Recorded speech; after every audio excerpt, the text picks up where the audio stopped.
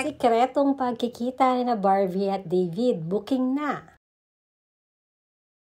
Patuloy ang pagtanggi ng barda sa totoong estado ng kanilang relasyon, subalit madami rin ang hindi kumbinsido dito.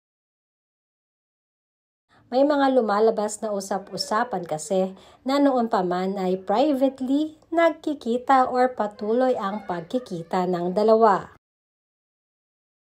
Subalit kapag tinatanong mo naman sila ay matamis na ngiti lamang ang isinasagot at hindi tahasang sinasagot ang kanilang mga katanungan at lalo na ng katanungan ng mga netizens. Subalit kamakailan lamang ay napabalita ang pagbigay ng gift ng mami ni David kay Barbie ng mga damit. Ay lumabas naman ang video clip na ito na magkasama itong si Barbie at David sa isang studio kung saan ay parang may recording ang dalawa.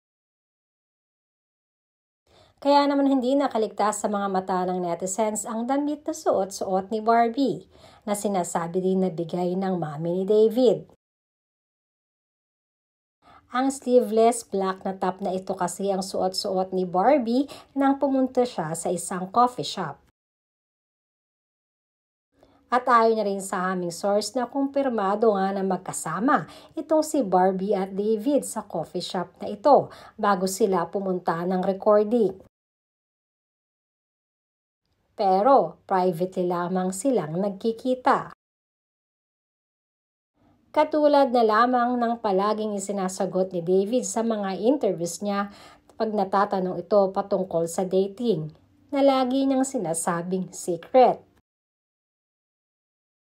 Ito dahil di mano hindi kayang maglay or hindi magaling maglay itong si David, kaya secret lang ang palaging isinasagot nito sa lahat ng interviews para hindi masyadong obvious sa kanila ni Barbie.